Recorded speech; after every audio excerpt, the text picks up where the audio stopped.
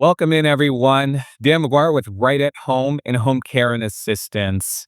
And today I have a special treat for everybody. Occasionally we work alongside a lot of industry professionals regarding hospitalizations, discharges in the care world that we work in. So today I wanted to introduce everybody to somebody who is so experienced in the world of our healthcare system, Miss MaryLou Marquez. Welcome, MaryLou. Thank you for joining us today. Thank you for having me. You're welcome. MaryLou, could you tell us a little bit about who you are and what it is you do? Yeah, absolutely. So back in 1988, I started working at Huntington Memorial Hospital in Pasadena as a geriatric social worker. And I've had some really great experiences. I worked there for about 6 years. The longest stint that I had, which I really loved, was working at the Alzheimer's Association for about 10 years. Wow. So, yeah. And I think that's where we actually got connected initially. I think around about maybe 13 years ago, 12, 13 years ago. Yeah, awesome. That's right. Yeah, helping with the walk to end Alzheimer's and collaborating on those fronts and getting to see you wear all of those hats. A lot of people say, "Oh, we wear many hats," but the reality is you're just helping people. Right. That's the hat you're wearing. Right. And my experience with social workers specifically, obviously it's a case by case basis. What happens when a family's going through a hospitalization and they need that support? How does that work? So I know we were talking about, which we often talk about with a lot of our industry leaders, that the discharge is such an important part of a loved one's hospitalization. They're getting ready to go home. They're working with the nurse case managers as well as social workers oftentimes, and they're trying to figure out what happens from the hospitalization, where they go. So my role is to come in. Oftentimes I work with other social workers and I talk to the families about assessing them, not only there at the hospital, but what's going to happen after they get discharged. What does that look like? But prior to that is also trying to figure out, how did their loved one get into the hospital for the first place? Did they fall? Did they have like a major incident like a heart attack? Who are their caregivers? Were they living at home alone? And so you get really into the meat of it in such a short amount of time. You really have to assess the situation. And then we go from there, creating a discharge plan. Gotcha. So what you're really doing is you're evaluating where the loved one's life was prior to this event, whether it's a heart attack, like you said, or a stroke, a major surgery, maybe a cognitive situation. And the families are usually in crisis, which is why they'll call us here right at home with home care to have that physical support in the home. But I think more so, it's about the direction of where they're trying to go. Right. How do we get back to what life was like, Right. so we can live the best possible way with this crisis that's going on? So that evaluation and that assessment, as you said, is really about this back and forth conversation. Sometimes I could imagine getting deeply personal and in the weeds with a lot about how they live their life, their situations, their finances, physical abilities, like you said, their social circles, and unraveling all that so you can execute that care plan. Is that pretty much what you're saying happens? Yeah, absolutely. The hope is that we can get them back to where they were prior to the hospitalization. And if that isn't the case, that social support is really important. The financial abilities or lack thereof, what kind of background, we talk about veterans, people who are veterans. A lot of times veterans don't even know, or they're widows, or their families have no idea about the kind of financial support that they can get right at home.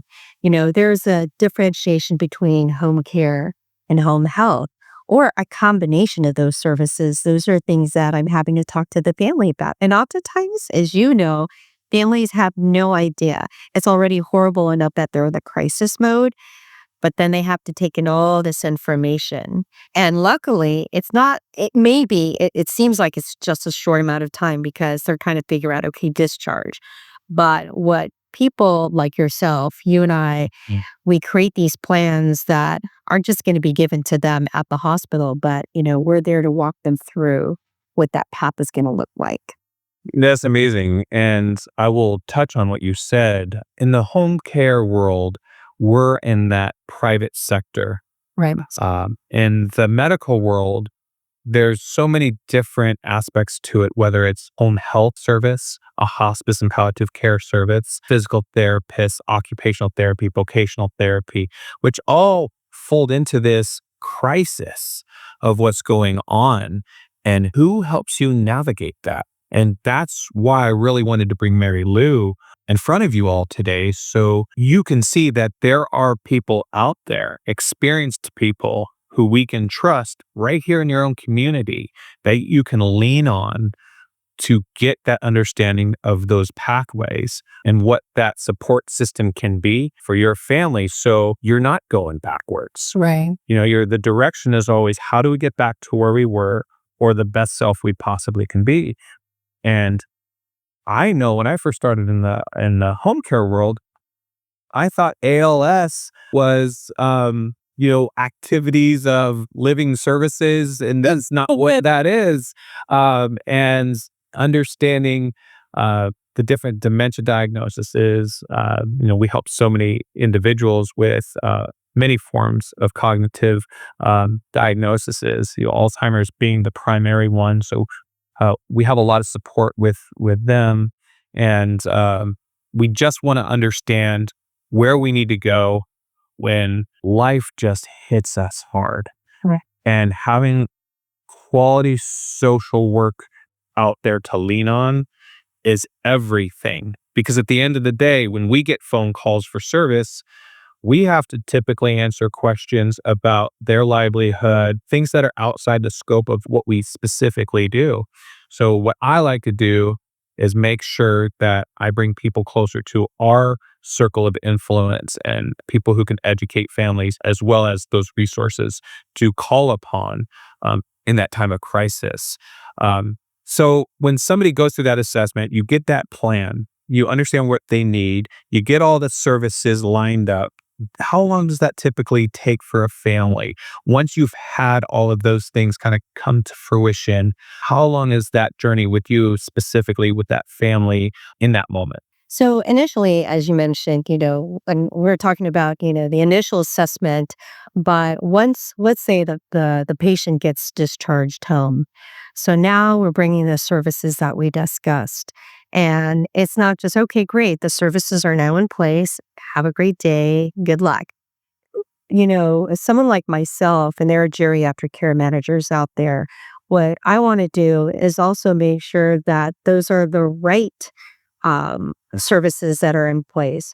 Because as you and I know, there are other home care resources. We're not going to be the right ones for everyone. We hope to. And I think that's the beauty of having a partnership with people whom you trust. Dan, I've known, like he said, for about 12, 13 years. We trust each other, and I'm going to provide information about services that I know their hands are going to be held throughout the process. I would say more or less about a week, even 2 weeks, because, things change. Just because someone's been discharged from the hospital doesn't mean that it's going to also be a perfect situation. So, and having that communication with families, letting them know that I am here for you and for your loved one who is trying to heal in the home. So I would say generally about 1 to 2 weeks. Got it. And you're right about the fluidity of care. It does constantly change. My experience is most families want to have this menu item of services and know exactly what to do A, B, C, D, and E. And it does not work that way. Right. And especially with some of the families we have to deal with. Oh, and that's the thing. It's not one size fits all. Every dynamic is different. We all can relate to having different siblings who want things to happen a certain way, where you might want something to happen a different way. What do all those things look like?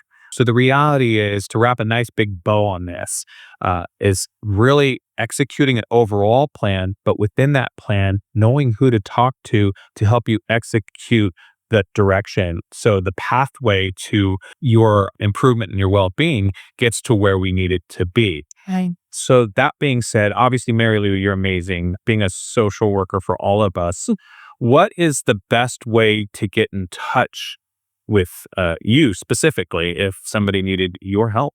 Right, right. Well, you can certainly go to Dan.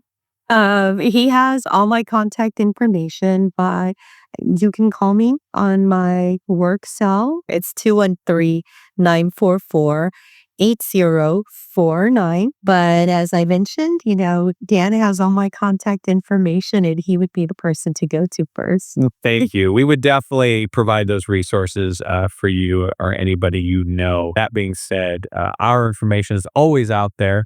If you need any more information on how to get in touch with Mary Lou, myself here at Right at Home, please do so. You can reach us at 909-466-5472 or out there online at rahrancho.com.